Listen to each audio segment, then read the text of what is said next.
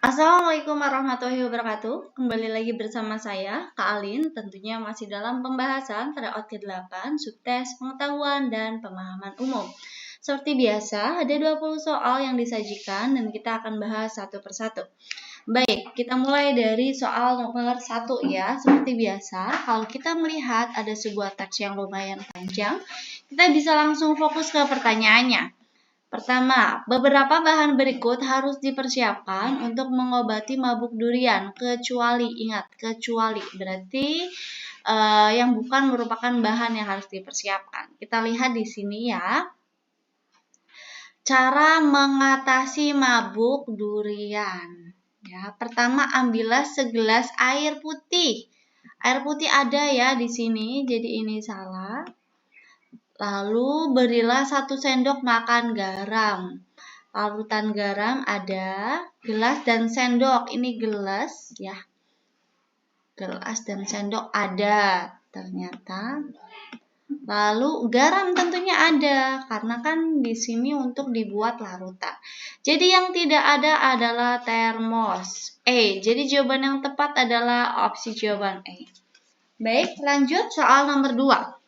Pernyataan yang sesuai bacaan adalah yang sesuai dengan isi bacaan di atas.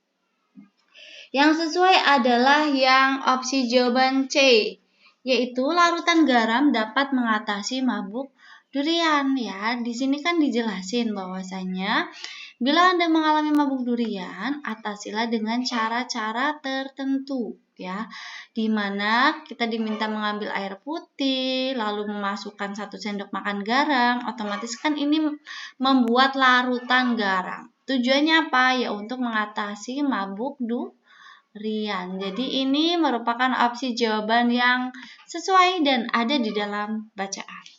Baik, lanjut soal nomor 3.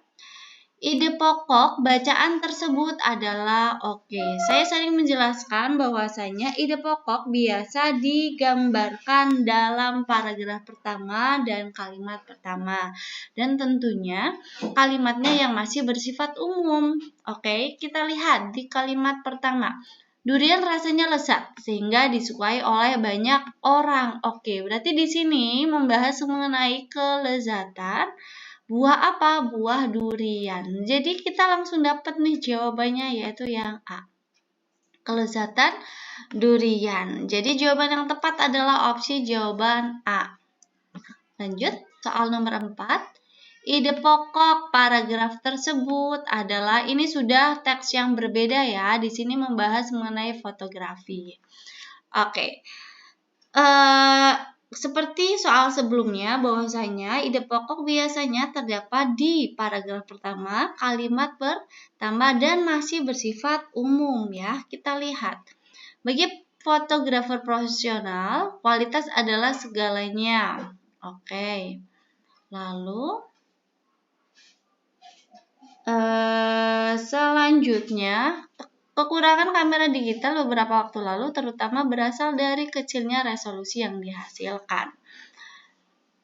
Jadi di sini membahas mengenai kualitas ya, dari segi kualitas. Kualitas apa? Tentunya kualitas kamera. Karena yang dibahas adalah kamera nih, ya. Jadi di sini ide pokoknya yang tepat nyatanya adalah suatu hal yang diulik ya, atau yang diulang-ulang, yaitu membahas mengenai kualitas kamera. Gitu. Jadi opsi jawaban yang tepat adalah yang B. Seperti yang saya jelaskan bahwasanya ide pokok juga bisa ide pokok yang tepat ya, bisa kalimat yang senantiasa diulang-ulang atau apa sih yang dibahas gitu ya. Lanjut yang soal selanjutnya. Tapi sebelum itu saya coba mau membahas yang poin A nih. Bagi fotografer profesional, kualitas adalah segalanya. Di sini memang sesuai dengan isi di dalam teks, tapi di sini tidak spesifik kualitas apa nih yang dibahas ya kan. Sedangkan di sini fokusnya adalah ada penambahan kamera ya, ada objeknya yaitu kamera gitu ya. Dan di sini cuma dibahas kualitas.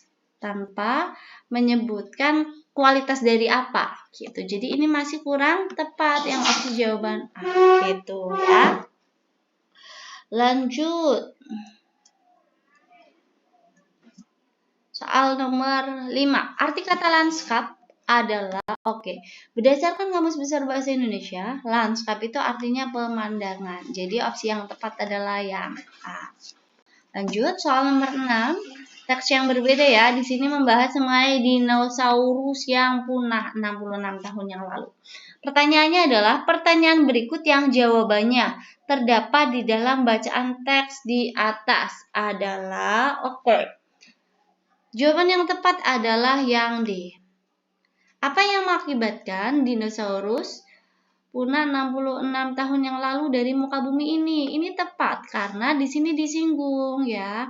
Penyebab kepunahan dinosaurus diakibatkan karena adanya asteroid yang menghantam bumi dengan kekuatan 10 miliar bom atom. Sehingga mereka itu dinosaurus itu punah gitu. Jadi ini menjadi pertanyaan yang jawabannya ada di dalam teks. Lanjut soal nomor 7. Pada bacaan teks di atas terdapat kalimat yang bermakna rumpang dan perlu untuk dihilangkan. Kalimat tersebut terdapat pada kalimat ke-8. Jawabannya yang A. Ya, kalimatnya adalah begini. Sehingga dinosaurus menjadi makhluk hidup terkuat yang ada di bumi. Di sini membahas mengenai kekuatan dinosaurus, yang mana dia dijadikan sebagai makhluk hidup terkuat di bumi. Sedangkan di teks yang lain atau di kalimat-kalimat yang lain membahas mengenai kepunahan dinosaurus, sehingga kalimat ke-8 ini dianggap tidak padu dengan kalimat-kalimat yang lain gitu. Jadi opsi jawaban yang tepat adalah yang A. Lanjut. Pada paragraf tersebut, kalimat yang memuat opini adalah berarti yang memuat pendapat nih. Kita lihat di opsi-opsi A nyampe E ya. Opsi jawaban yang tepat adalah yang E, yaitu ilmuwan dinosaurus mengatakan bahwa dari sini aja udah kelihatan mengatakan, otomatis ini kan mengacu pada pendapat seseorang, di mana seseorang ini adalah seorang ilmuwan. Ya, ilmuwan dinosaurus mengatakan bahwa mamalia itu bisa mengambil alih bumi. Ini kan pendapat dari ilmuwan ya. Tapi kan kenyataannya kita nggak tahu nih bahwasanya mamalia itu benar-benar bisa mengambil alih bumi atau tidak sih, kan seperti itu. Sedangkan yang lain ini merupakan kalimat yang mengandung fakta, bukan opini gitu. Lanjut soal nomor 9. Kalimat yang tepat untuk melengkapi kalimat rumpang pada kalimat ke-6 yang tepat adalah kita diminta untuk melengkapi kalimat ini. Kita baca dulu nih kalimatnya tentang apa. Bayangkan asteroid itu meleset dan dinosaurus selamat. Ya, dinosaurus itu selamat. Maka kejadiannya akan seperti apa? Kan seperti itu ya. Jadi, jika asteroid itu melesat dan dinosaurus itu selamat, kemungkinan besar dinosaurus akan menguasai bumi seutuhnya. Ini yang tepat adalah opsi jawaban A. Kenapa? Karena pernyataan ini diperkuat dengan kalimat ke-7 nih. Ya, di mana ilmuwan dinosaurus mengatakan bahwasanya mamalia itu bisa mengambil alih bumi. Gitu. Jadi, yang tepat adalah opsi jawaban A karena relevan antara kalimat ke-6 dan juga kalimat ke-7. Lanjut soal nomor 10. Bentuk kata tidak baku yang terdapat pada teks di atas adalah kata B, meleset. Karena seharusnya peleset. Ya, gitu. Jadi yang tepat adalah yang B. Lanjut, soal nomor 11. Di sini teksnya berbeda ya. Di sini membahas mengenai money politik atau politik uang. Lagi hangat-hangatnya ya urusan politik di tahun ini, apalagi mendekati Pilpres, mendekati pemilihan legislatif dan lain sebagainya. Jadi ini perlu loh dibahas ya. Apalagi teman-teman semua kan sudah mulai memasuki usia boleh memilih ya. Apa sih politik uang? Dibahas di sini. Pertanyaannya adalah berdasarkan teks di atas, bentuk kata berimbuhan yang tidak tepat pada kata yang bercetak tebal adalah yang tidak tepat adalah kata mempengaruhi. Ya, ini. Kenapa? Karena seharusnya memengaruhi bukan mempengaruhi. Ya.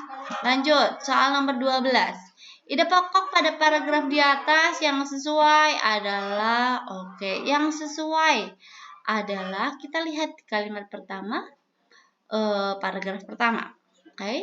Politik uang merupakan upaya mempengaruhi pilihan pemilih atau voters atau penyelenggara dengan cara memberikan materi, imbalan materi atau lainnya. Jadi yang tepat adalah yang D. Upaya mempengaruhi pilihan pemilih atau penyelenggara pemilu dengan imbalan materi disebut politik uang. Ini sesuai dengan isi di dalam paragraf. Lanjut soal nomor 13. Kata kandidat ya pada bacaan teks di atas sepadan dengan kata kata kandidat pasti erat kaitannya dengan urusan politik nih ya. Kandidat itu makna yang sama dengan kata kader ya, pasti udah gak asing nih dengan kata kader. Kader kandidat itu sama, memiliki makna yang sama. Baik, lanjut soal nomor 14. Kalimat ajakan yang tepat berdasarkan isi di dalam paragraf di atas yang dapat menjadi kalimat penutup teks di atas adalah ini membahas mengenai politik uang nih. Otomatis kalimat ajakannya adalah berkaitan dengan himbauan supaya pemilih itu tidak melakukan yang namanya money politik, karena money politik atau politik uang itu merupakan mother of corruption atau ibu dari korupsi. Timbulnya korupsi ya karena berawal dari adanya money politik atau politik uang. Kita lihat jawaban yang sesuai yang mana nih? Ternyata yang A. Oleh karena itu, sebagai rakyat yang baik, sudah sepatutnya kita bersikap bijak dan jujur untuk menghindari politik uang yang akan berdampak buruk bagi bangsa dan rakyat Indonesia di masa mendatang. Dampaknya apa? Yaitu lahirnya korupsi. Gitu ya. Jadi yang tepat adalah yang A. Lanjut soal nomor 15. Pernyataan berikut yang sesuai dengan isi di dalam teks yaitu kecuali. Kecuali yang mana nih? Kecuali tentu yang C. Politik uang didukung penuh oleh rakyat Indonesia. Ini merupakan jawaban yang tepat karena ini tidak disinggung di dalam teks. Sementara yang lain itu disinggung di dalam teks. Dari mulai politik uang yang merupakan bentuk suap, politik uang menyebabkan politik berbiaya mahal, politik uang yang merupakan mother of corruption, dan politik uang yang disebut sebagai investasi korupsi. Itu dibahas di dalam bacaan. Yang tidak dibahas ya ini, politik uang yang didukung penuh oleh rakyat Indonesia. Baik, lanjut soal nomor 16. Teks berikut untuk menjawab soal nomor 16 hingga 20 nih. Apa yang dibahas? Ya tentunya tentang kebiasaan merokok ya. Kebiasaan merokok ini sudah menjadi obrolan yang tidak asing lagi lah buat teman-teman semua. Ya, dan itu sangat dekat dengan kehidupan kita nih. Makanya ini perlu dibahas juga ya. Apalagi di kalangan anak-anak muda. Pertanyaannya adalah berdasarkan teks di atas, apa yang membuat satu batang rokok itu sangat berbahaya? Kenapa berbahaya? Karena satu batang rokok itu mengandung racun, pemutih lantai, dan bahan bakar roket yang merupakan zat kimia. Ini jawaban yang tepat nih. Ada di paragraf yang ini, yang kalian tandai ya. Ada di paragraf 5. Kenapa berbahaya? Karena mengandung zat kimia seperti racun, pemutih lantai, dan bahan bakar roket. Itu sebabnya satu batang rokok ini sangatlah berbahaya. Baik, lanjut soal nomor 17. Bentuk kata tidak baku yang ditulis cetak tebal yang terdapat pada bacaan teks di atas adalah kata sekedar. Kenapa? Karena seharusnya sekadar. Ya, bukan sekedar, tapi pakai A, sekadar. Ini ya. Baik, lanjut. Soal nomor 18. Pertanyaan berikut yang jawabannya terdapat di dalam teks di atas, kecuali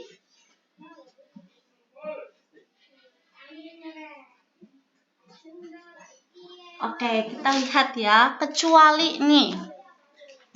Oke, kecuali yang mana? Kita lihat ya. Yang E, jawaban yang tepat. Apa alasan seseorang mengonsumsi rokok secara berlebih dalam jangka panjang?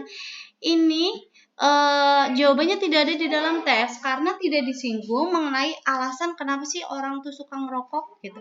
Kenapa sih mereka memilih untuk merokok dalam jangka panjang, itu tidak dibahas. Yang dibahas hanyalah kandungan ya dan efek jangka pendek, efek jangka panjang ya.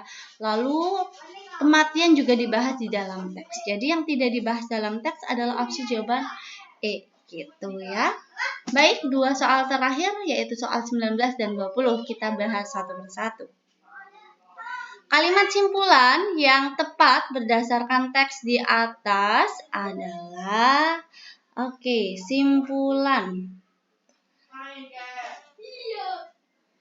Yang tepat adalah opsi jawaban yang A. Kenapa? Karena ini ada di dalam teks nih di sini. Yang terakhir, ini kan berarti kan menyeratkan sebuah simpulan ya. Oleh karena itu, mengonsumsi rokok dalam jangka panjang dapat berakibat menurunnya kebugaran jasmani, mengakibatkan kematian dan menimbulkan banyak penyakit berat. Jadi ini kan sesuai nih sama yang ada di dalam teks ya. Nih, kebugaran jasmani menurun, lalu menyebabkan kematian dan menimbulkan banyak penyakit berat. Jadi ini sesuai. Jadi opsi jawaban yang tepat adalah yang A. Lanjut soal terakhir yaitu soal nomor 20. Maaf ya di sini agak sedikit berisik karena memang di desa.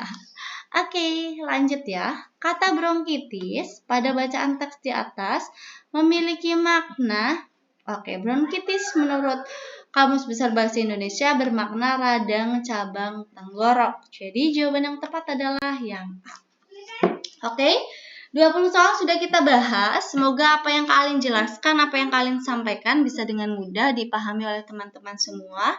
Dan nantinya bisa diaplikasikan ketika teman-teman menempuh ujian SNBT di tahun 2024 ini. Semoga teman-teman bisa sukses, bisa berhasil meraih kampus impian teman-teman semua. Kalian mohon maaf apabila ada tutur kata yang keliru atau ada penjelasan yang mungkin kurang dipahami atau tadi ada sedikit kebisingan di sini ya, mohon untuk dimaafkan. Kalian tutup untuk penjelasan terout ke-8. Bila taufiq wal hidayah, wassalamualaikum warahmatullahi wabarakatuh.